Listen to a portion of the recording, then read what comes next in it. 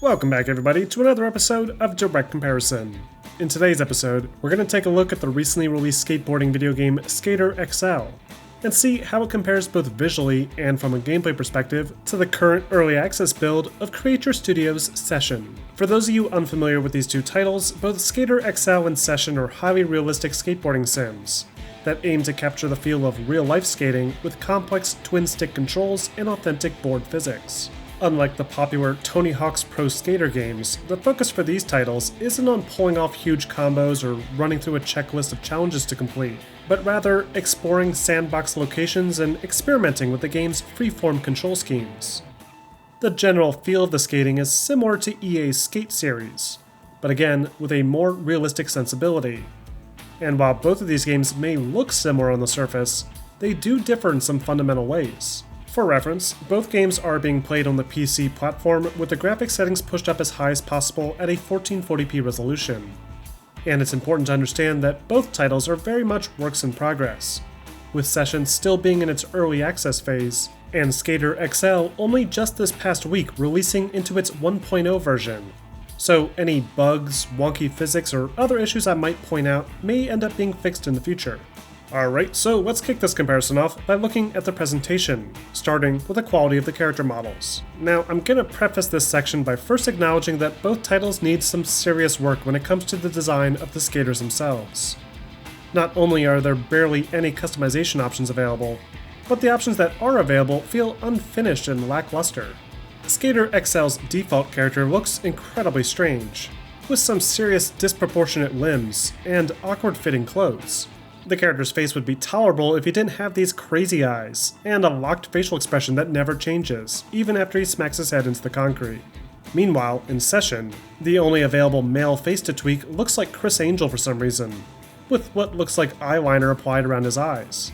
Though I will give credit to Session for at least getting the rest of the body right, with some great looking arms and hands along with some decent texture work for the clothing. Still, both Session and Skater XL would greatly benefit from more customization options, especially more clothing and more freedom to customize the character's facial features. On the bright side, both games do a great job with the lower half of the skater, mainly the feet and the skateboard itself. They both feature some nicely detailed shoes, many of which are modeled after real-life brands, and the deck graphic textures are all high-res with plenty of variety. Though it is worth mentioning that Session's skateboard model is a little bit more impressive, with higher poly counts for the wheels, superior texture resolution for the grip tape, and some white screen space reflections applied to the metal trucks. Now, let's check out the quality of the environments. From a technical standpoint, Session's environments are far superior to the ones featured in Skater XL. Everything from the asphalt roads, the sidewalks, brick walls, and tree trunks all are much higher res in Session. Even the grass, that really plays no role in a skateboarding game other than to indicate a play boundary, is fully detailed in Session, with thousands of blades of grass, all with varying coloration to help it appear more naturally. While in Skater XL, grass is represented by a simple low-res texture map, with a few sparse grass objects scattered throughout. I think one of the most impressive models in Session, though, are the guardrails, that not only reflect light more believably, but also feature an impressive amount of detail that far exceeds the quality of the textures used on rails in Skater XL. And while I can spend all day pointing out how much better certain objects look in Session, I have to admit that Skater XL's level designs are far more enjoyable and more interesting to explore. Both games feature a very small list of maps to skate in, each derived from a single US city. Session, for example, features 5 maps, each based around New York City. These levels are mostly dense city streets, with lots of rails, curbs, and small kickers hidden throughout. And while it looks much more realistic, these locations really aren't all that fun to skate in. Skater XL also features only a handful of maps, 5 of which are created by the development team, while 3 more were created by the community. These levels are typically much larger, and seem to feature a bit more variety, including a high school, downtown Los Angeles, and even a massive mega ramp out in the desert. There's a few dull levels mixed in, but even these seem to have a more consistent flow to them, with plenty of room to take advantage of the game's complex control scheme. Sessions levels are a lot more claustrophobic by comparison, with smaller rails to grind on and more narrow ramps, and it really limits what you're able to do with the tools given. Next up, we have lighting. Here we have a pretty clear-cut win for Session. Lighting in Skater XL is all baked in and static, with some alright coloration along with some occasional specular effects in bloom, but nothing else is really noteworthy. Meanwhile, Session features a full day-night cycle, with some great volumetric lighting effects and fantastic use of screen space reflections. The result is a world that feels more realistic, and the ability to manually adjust the time of day to suit your own preference is a great touch that players interested in creating things like skate videos or high-quality screenshots will no doubt appreciate. Skater XL can look great at times, with light that seems to wrap around the character model realistically, but the coloration just feels off, and you'll frequently find that things like white clothing reflect way too much light. Next, we have shadows. Now, because Session has a dynamic time of day in place, I fully expected the shadow quality to be superior in Skater XL. But once again, it does seem that Session has the upper hand in this field. Shadows are darker, more detailed, and more complex than any of the shadows in Skater XL, though the shadow rendering distance does appear to be greater in the latter game. Visually, I think it's pretty clear that Session has a bit of an upper hand. But let's shift our focus now to talk about the gameplay, starting with the skater movement and control. Now, if your only experience with skateboarding video games in the past has been the Tony Hawk's Pro Skater series, then both Session and Skater XL can feel pretty overwhelming.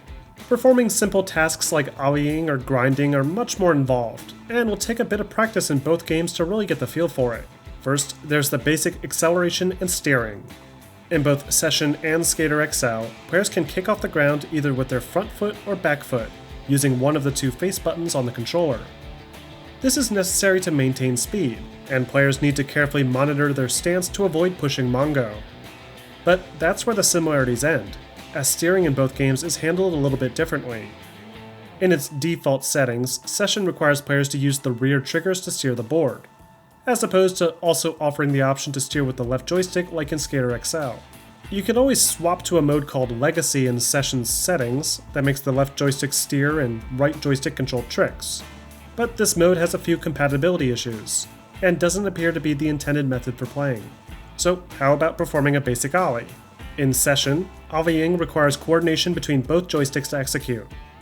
To initiate it, players need to first hold down on the joystick that controls the skater's rear foot, and then flick up on the opposite joystick, which will kick the front foot forward and lift the character into the air.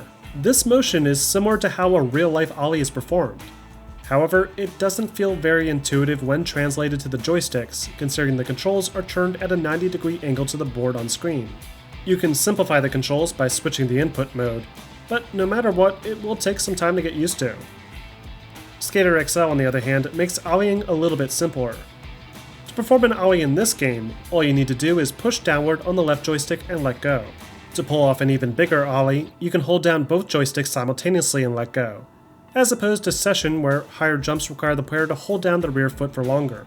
The ollies in Skater XL, while easy to perform, are kinda ridiculous, with players able to jump what feels like 6 feet into the air from a standing position, giving you plenty of time to perform crazy complex tricks. Session is a little bit more realistic, with much shorter airtime and a lower maximum height, but it's still pretty generous. The spins are also handled similarly between both games. After performing an ollie, players can hold either the left or right trigger to rotate the character in the air. However, I think Skater XL pulls this off a little bit better than Session, with much cleaner animations that appear more natural and fluid.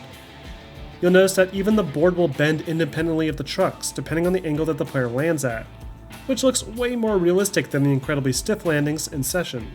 After mastering this, players can then move on to performing more complicated flip tricks, which, like the ollie, are a little bit more involved in Session. In Session, flip tricks by default are triggered by first holding down on the rear foot stick and pushing both sticks in specific directions. Performing a pop shove it, for example, requires that the rear foot be rotated 90 degrees either left or right, which is then performed after using the front foot to kick up into the air.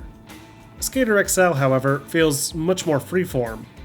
Instead of offering specific button combinations to perform set moves, Skater XL lets you freely kick the board around with both joysticks, and the moves are called out afterwards depending on how the board ends up spinning in the air. This design feels much more intuitive and easy to pick up, though it does look extremely goofy kicking your feet around with lots of hang time, and it breaks the immersion quite a bit. Next, we have the manuals. To perform a manual in either game, you need to gently hold forward or back on the corresponding joystick depending on the skater's current stance. If done properly, the character will begin to bounce on only 2 wheels for as long as the player holds the joystick steady. This is an okay design, though I found it to be incredibly inconsistent in both titles, as the sweet spot to trigger the maneuver feels incredibly small, though Session does offer an option to adjust this threshold to make it easier. Additionally, the animations for Session's manuals look much better than the ones used in Skater XL, as the board will actually lean left and right and move up and down based on the direction the players are moving. Next, we have our grinds and slides. This is probably where the two games differ most when it comes to the controls. In Session, performing a grind is a lot like performing a flip trick. In order to pull off a specific trick, you need to jump on the rail and hold down the corresponding joysticks in specific directions. I get the idea behind this, as you would need to put pressure on certain parts of the board in real life while performing a slide, but it feels a bit too involved for its own good, especially when compared to the much slicker grinding mechanics in Skater XL. In Skater XL, all you need to do to pull off a board slide is to jump over a rail and rotate the board so that it lands perpendicular. It's incredibly satisfying, and I found myself repeating the same lines over and over again just to experiment with it.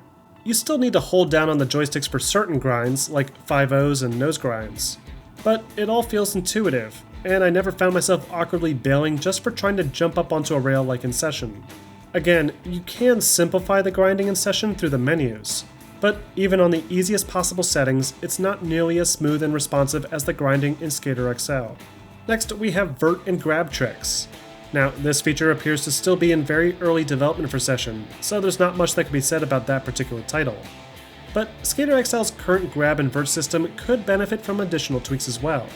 To perform a grab, players need to jump in the air and press either of the 2 shoulder buttons, along with a corresponding joystick direction to choose a spot on the board to grab.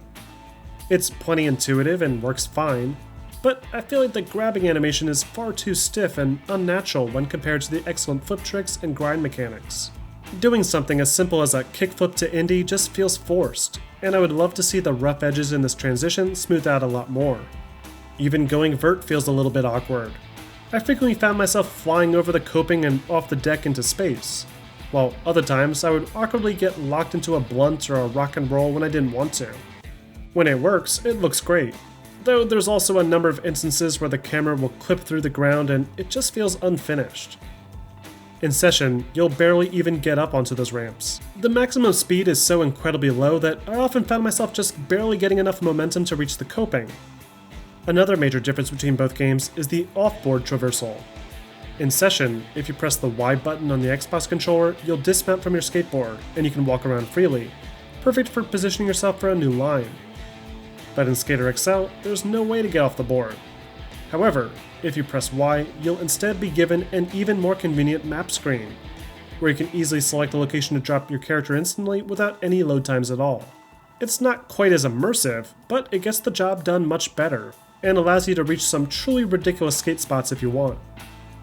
It's also worth mentioning that the start point and resets are much nicer in Skater XL, as they function instantly, as opposed to in Session, where you're stuck holding down a button and waiting for the game to load your reset point. Finally, let's wrap up with a quick sound comparison. Which game do you think has the superior audio design?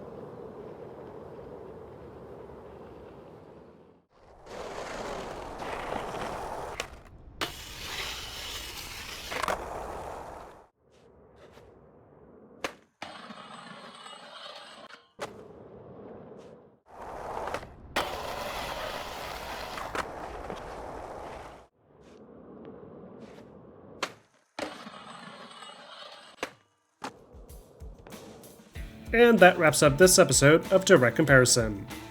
Overall, it's kind of a toss-up. Both games have some distinct advantages and disadvantages. Session is clearly aiming to be hyper-realistic, with a ton of complex controls and higher quality visuals. But I do feel it's a bit excessive at times, and it takes away from the fun of the experience. Skater XL, on the other hand, has a more limited feature set, but some great controls that lend themselves to a far more enjoyable experience. Grinding and pulling off flip tricks feels great, and the design of the level environments lend themselves better to pulling off lots of cool tricks. Whereas in Session, the levels can feel a bit too realistic, and the lines aren't quite as obvious. Though Session does offer a lot more creative control over the gameplay, with lots of control modifiers, time of day settings, and even the ability to drop in extra ramps to tweak the environment further. Again, both games still need a lot of work, especially with the character models and liveliness of the environments. But they're at least both fun to mess around with, and I personally found myself wasting lots of time just roaming around the parks and discovering new lines to master. But what do you guys think? Which of these two skating sims do you prefer? Or is there another skateboarding game series you enjoy more? Let me know in the comment section, and don't forget to like and subscribe for more videos posted every week.